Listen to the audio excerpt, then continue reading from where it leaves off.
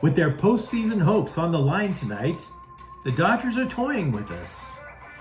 Before he died, Jerry West suggested life would be better if he never was a Laker. And here's a shocker. Kawhi Leonard might not be ready to start the Clippers season. Good morning. I'm James. This is your daily dose of sports and snark for the greatest sports city in the world, Los Angeles. This is the Faithful Angelenos Morning Report. It is October 11, 2024, back in Northern California. So I go to this sleazy hotel and I think, damn, there's a lot of poop in the streets. And then I remember it could be worse. I could be in Portland. So if you like being in the know about LA sports, clickety-clack the like button. Clickety-clack the subscribe button. There's a notification bell. Hit that. It'll let you know when we drop new content. Sharing is caring. Let people know we exist, and by all means comment. Now, before we go through the news and notes, a look at the scoreboard. Kings 3, Buffalo 1. Anze Kopitar with a hat trick. All goals coming in the third period as the Kings rally to win the season opener. But I did have one concern. Quentin Byfield was switched from second line center back to the first line wing. So was he ineffective through two periods, or was first line winger Alex Laferriere not up to the promotion? We'll have to wait and find out how it turns out. Meanwhile today, Slime Diego is at the Dodgers at 5, Game 5 of the National League Divisional Series. If you live down south, you're going to hear a lot about bragging rights over a rival. That is not what this is about. It is about continuing the journey to a world championship. Now, so the pitching matchup, maybe it's Yoshinobu Yamamoto versus Yu Darvish. We'll talk more about that in just a couple of seconds because Freddie Freeman is also expected to play. So there's a bit of a plus. But back to the pitching. Dave Roberts said he and the coaches were still talking about their pitching plans for tonight's win or go home Game 5. Yoshinobu Yamamoto started Game 1. He will play a role, but Roberts would not commit to having Yamamoto start after 8 Dodger relievers cobbled together a shutout in Game 4. Can you blame them? I mean, yeah, they're jerking with us all, but can you blame them? Jackson Merrill of the Padres went 0 for 4 with a strikeout, and that dude was complaining. Quote, I think that's one of the most annoying things. It kind of brings you back to spring training. You face one guy and then it's a new guy every time, unquote. To be clear, though, Roberts didn't commit to a second bullpen game either. Quote, I think the main variable is seeing our relief guys go out there today, play catch, see how they feel, which will give us a little bit more information on ultimately who takes the brunt of the game, who starts the game. But coming off what they did last night makes everyone feel pretty confident going into Game 5, unquote. Roberts added that he is comfortable with the adjustments that Yamamoto has made after Game 1. If you recall, Yamamoto, he didn't get rocked, but he wasn't effective. And afterward, the coaching staff believed that Yamamoto was tipping pitches, which is a problem he's had throughout his rookie season. When a famous musician dies, the remaining family members will often go through the studio to find anything unreleased that they hope the fans will buy. Prince, Michael Jackson, maybe even Dimebag Darrell. Got to be hitting there somewhere. Well, ESPN pretty much did the same thing by going through all of Jerry West's unpublished interviews. Like a greatest hits package. And I have to tell you, before we go in deeply into it, I do have a problem with it. And it's not just because Jerry West couldn't drop a funky beat. I hate it because West, who died in June, isn't around to put any of these quotes into context. It's kind of craven. But I also have to be real. It's pretty damn fascinating, too. The main takeaway from this super long feature article about the dearly departed logo was this quote about the Lakers. Quote, I almost wish that I never played or worked for them, unquote. Now, if you've watched this show for a while, you might recall that when West passed back in June, I said the big regret that everybody's going to have is that West and the Lakers never reconciled. He didn't have to come back to run the show, although the Lakers should probably have taken that any day of the week. But just hug it out. Smooth it out. No hard feelings, that kind of thing. West apparently wanted to do that as recently as 2019. And then unfortunately, family matters got involved.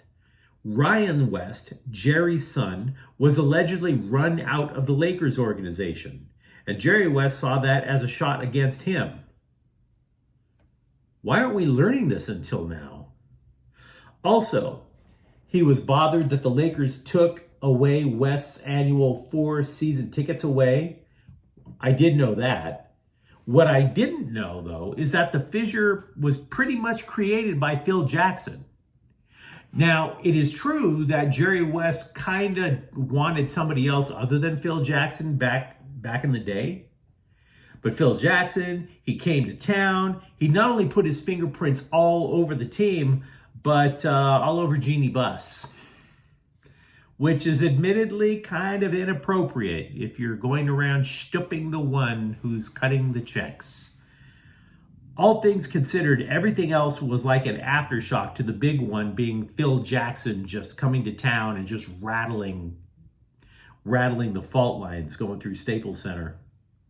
West was also insulted when Jeannie Buss was asked to name the 5 greatest Lakers and did not include him. So here's the thing. I did cover, when I was in journalism, I did cover the Lakers a little bit, but that does not mean I knew Jerry West.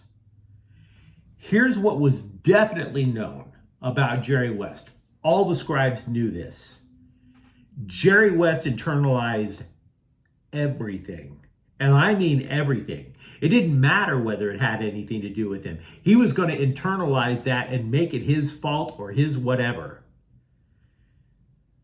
And the Lakers knew that. The Lakers knew that. Which meant, much like you had to get along and try to make everything palatable for Magic Johnson, Kareem, Kobe Bryant. If you're experienced doing that, and by the way, you're also doing it now with LeBron James, you got to be able to still do that with Jerry West. Because West was the guy to put together multiple dynasties. The ticket thing is lousy, I admit that, because that was a promise made by former Lakers owner Jerry Buss. And West still holds Buss in very high esteem. But to say that this is all the Lakers' fault, I can't go there. The Lakers aren't supposed to keep his son as the director of player personnel. Why? Ryan West now works for the Pistons, who won 14 games last year. The apple didn't just fall far from the tree. The apple was blown off the tree by Hurricane Milton and landed somewhere in Alabama. But again, it's a compelling read, and it still leads me back to where we were when West passed away. You and I, we have a very limited amount of time on this spinning little pebble. So it's not really a good idea to hold grudges for decades. You can't just want to reconcile. You actually have to go out and do it. And that is on both the Lakers and Jerry West. And that's the memo. Last night, J.J. Redick said he wasn't going to carry beef with Milwaukee coach Doc Rivers, which I thought was odd. But upon further reading, I'm thinking that this could be a continuing issue. Redick, as you may recall, was a former hot take bomb thrower on ESPN before he got his first coaching job with the Lakers. Redick said the following last year on one of their dumpster fire morning shows, quote, "I've seen the trend for years. The trend is always making excuses. Doc, we get it. Taking over a team in the middle of the season is hard, but it's always an excuse. It's always throwing your team under the bus," unquote. And I'm reading that quote, and I'm thinking, why should J.J. Redick carry beef? Doc Rivers didn't say anything about you. You said it about Doc Rivers. That's not Doc Rivers' fault, it's yours. If anybody should carry beef on this, it's Doc Rivers. Doc Rivers didn't say a damn thing about First Take. Doc Rivers didn't say a damn thing about Reddick's podcast. Doc Rivers is probably smart enough not to watch something as stupid as First Take. Now, Reddick apologized for the comment, but again, this leads to the bigger question. How many times are we going to hear that Reddick had to kiss somebody's ass to quash beef because of something that he said when he was trying to impress Stephen A. Smith?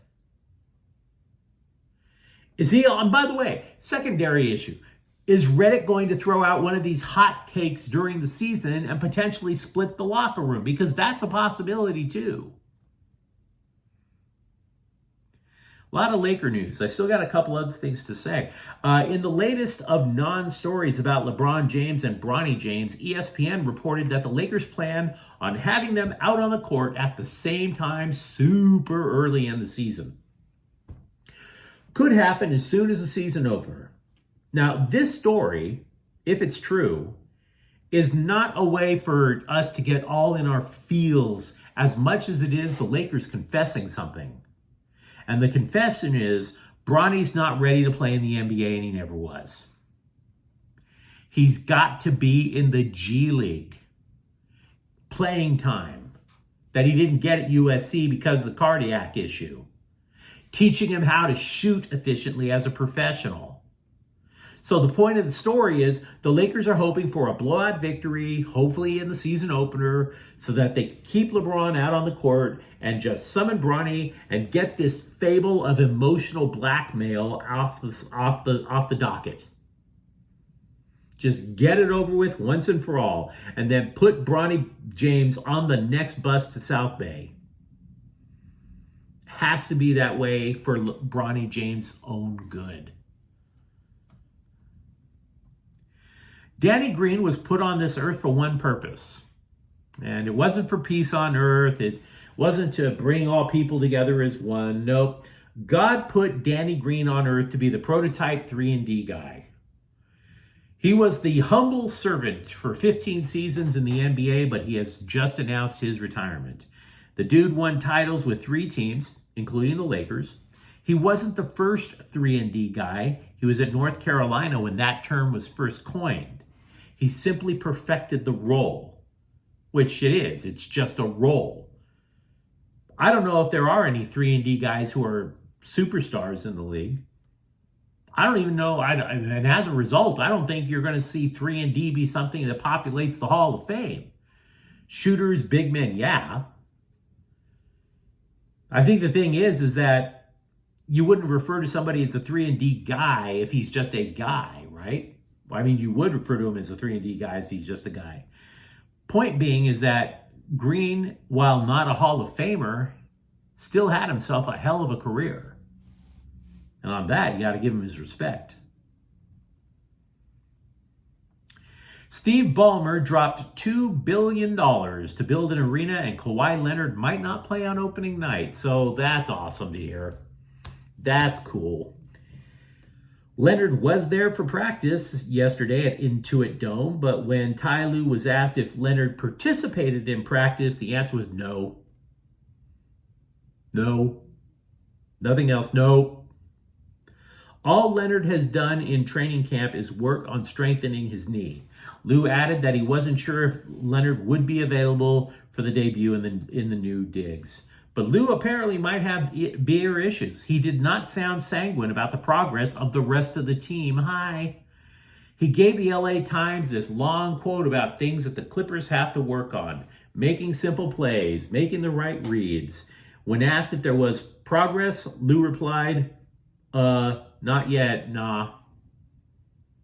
So either Lue is funning us all, or it sounds like October 23rd is going to be one enchanting evening after dropping $2 billion.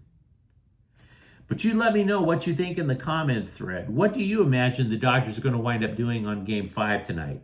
And for that matter, what are your thoughts about Jerry West and all of these random quotes toward the end of his life? If you enjoyed the content, don't forget to subscribe to Faithful Angelenos. We talk LA sports every single day here.